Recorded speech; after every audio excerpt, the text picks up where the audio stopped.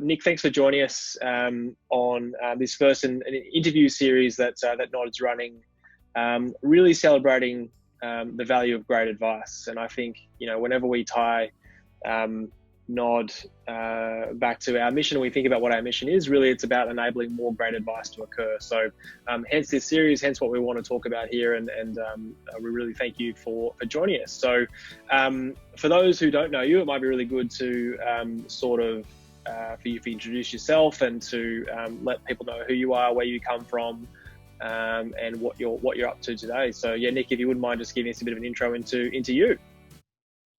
Thanks, Joel. Appreciate you having me. My name's Nick Mitchell. I'm Managing Director at Mason Stevens and the Global Investment Service. We're a privately owned business with over 70 staff, headquartered in Sydney, and we run about 7 billion funds under management. So 2020 should be a year of celebration, being 10 years old, but that's probably not a huge priority at the moment. Look, I've been really fortunate to get to this point in my career. Straight out of study from school, I went to work for one of the big 4 banks where I cut my teeth, and then, like a lot of Aussies, put a backpack on and said, righto, I'm going over to the UK and I'll see what that's got to offer. I'm really fortunate where I fell in with 2 guys who were starting their own hedge fund business. Little did I know that these 2 guys who were operating a little apartment in Kensington High Street in London were had just come out of Barings Bank, where they were the top performing small cap European managers for 3 years prior to that. So I was employee number 3, and by the time I left there 5.5 years later, that was a very thriving business with around 50 staff. When I got back to Australia, the first job that I went into was working for a large listed licensee, and over the course of the next 5 years there, just a really wonderful time for the Australian financial services industry. And really, I think, working at the corporate end of a licensee is you get a thorough, empathetic understanding to the challenges that advisors were going through at the time. After that, I went on the distribution side of things for a global asset management company, selling everything from currency to private equity to fund of hedge funds, there to an Australian listed asset management company that were going through a significant period of growth and expanding globally. And on from there to what was a private platform business, which over the course of 3 years listed. We doubled our sales team and doubled our farm. So really exciting times. I've been at Mason Stevens now since the end of 2019. And for all the challenges our industry has, I'm really excited about what we've got going forward. Awesome. And your role at Mason Stevens. So you mentioned managing director. So what's your day looking like at the moment? What are you, where are you spending your time, and where's your team spending their time? Yeah, so I'm charged with the responsibility of growing out our platform capability. As I said, we're 10 years old with 7 billion funds under management, but I would say compared to a lot of the other platforms, we've sort of flown under the radar from a profile point of view. So I've come in bringing on the experience that I have to put together a distribution team that is really going to go out there and firstly look after our existing clients. 60% of our client base is based in Victoria. So that'll be great for me. And then bringing together a team who are, with a real client service focus first and foremost. Look, it's wonderful to have great technology, but if you're not out there assisting advisors as they're onboarding and getting used to it, then it's actually pretty worthless. Yep, awesome. And so, how are you feeling about the future of financial services at the moment? What's exciting you? What are you seeing on the horizon? What does the future hold for us all? Well, I think before we look ahead, we've really got to look at the last couple of years and the challenges I think that advisors have been through. And look, I'm really glass half full, and the light at the end of the tunnel is getting brighter every day. But to stand in the corner of an advisor, they've been put through the ringer. They've had their professionalism challenged, their integrity questioned, and even with the educational requirements, their intellect has been questioned. They've been through a whole lot. Forget about tumultuous markets and whatnot. So I think there's an opportunity now for our industry to really come together across all sides. I also, to be honest, I look at the platform side of things, and I think that the distance between an advice business and a platform business is slowly disappearing. So what technology is being able to provide advisors to benefit their clients, that's grown massively over the last couple of years. And therefore, a platform has become much more of a business partner than just a service provider.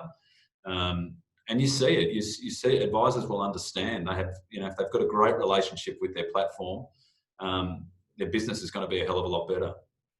Yep, awesome. And you've there's a bit of a theme emerging in what we're talking about, where you talk about the need to really support advice businesses and the people who work in them.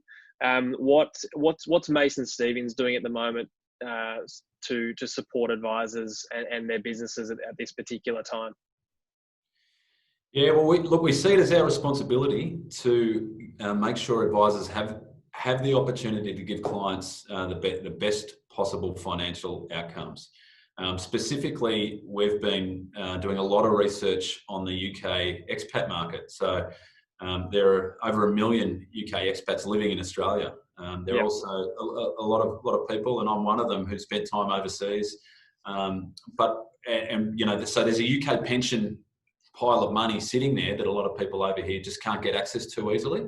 Yep. So at Mason Stevens, with some of our multi-currency functionality and technology, we're able to basically bring those pensions across. And that's been great. Look, the real benefit there is advisors, look, they might only have 1 or 2% of their client base that actually have a need for that. But it's just filling that need that, from our point of view, we feel like we're really adding value there. On the other side of things, automation is, it's nothing new, but I think there's been a willingness to embrace technology. And I'll give you a really good example. You think about necessity being the mother of invention. With the pandemic.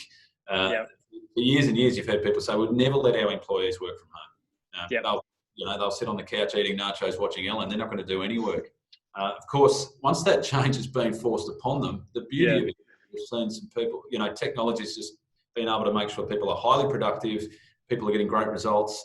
And now, because of that forced change, a lot of businesses are starting to question the way they've done things in the past. Maybe it is time for that change. So I really see the advice industry being probably a lot more open to allowing technology to help inform the way they operate their business, whether that be through the automation of things like managed accounts. I think one thing that we're really proud of is our NDA service. And what does that do when markets are doing what they've been doing recently? It allows advisors to rebalance their entire client portfolio at the touch of a button in a very compliant way. You think about that from where a lot of businesses were 5 years ago, before that automation really either existed or was actually practically any good. That's making meaningful differences to advisors. It gives them the opportunity to spend a lot less time doing work in the back office, a lot more time having meaningful conversations with clients.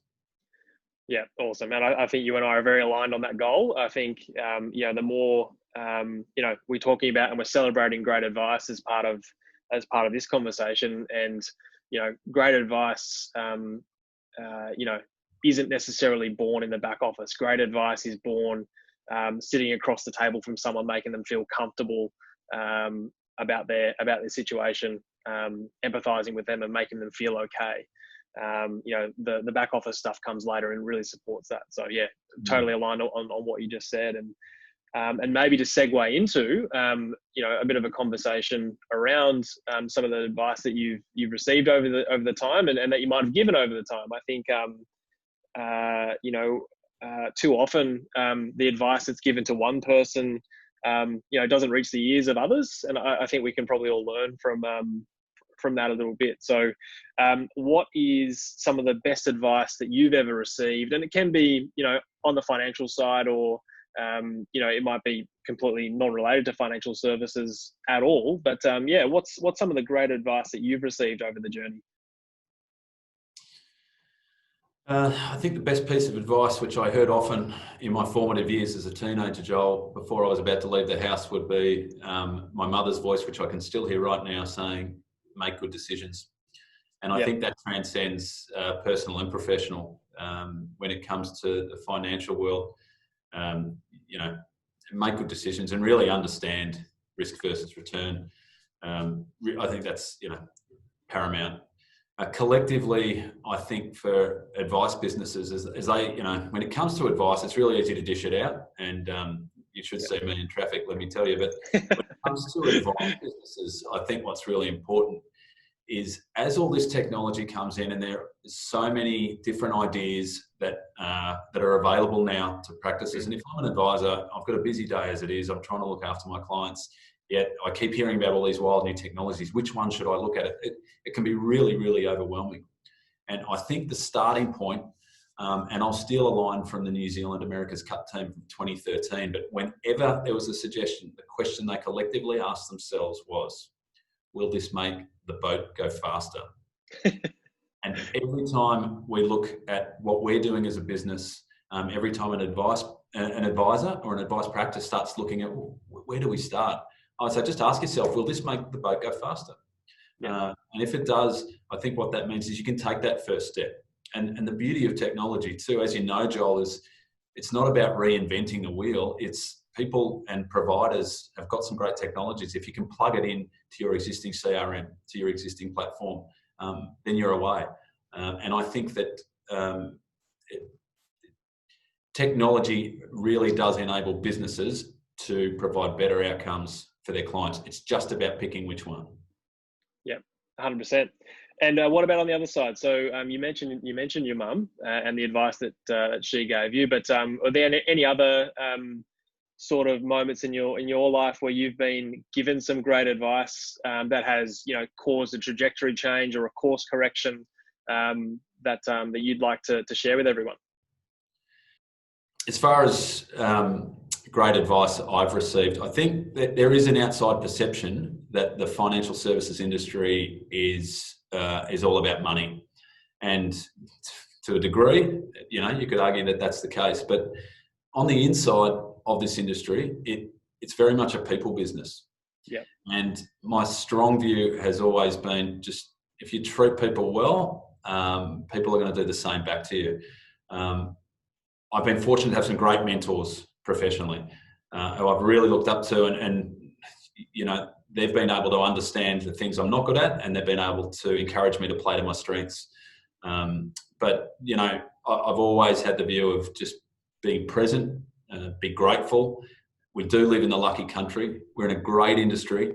It's been through a lot. It's been 15 rounds with Mike Tyson. I think we, as an industry, have got to come together and really try and just force our way forward for clients. Give them and advisors. We've got to be able to equip advisors with everything they need to be able to do to make their clients' lives better. Yeah, awesome. Very good. Nick, thank you so much for making the time to talk to us today. I think you and I agree on the fact that great advice can change a life. I think the more great advice that we can get out there in the community to the right people at the right time, exactly when they need it, then we're all going to be better off. And I know that your business, Mason Stevens, is spending a lot of time making sure that that's going to be able to happen in the advice practices that you work with.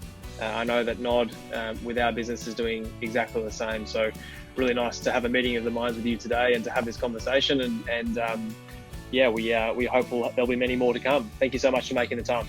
Good on you, Joel. Thanks.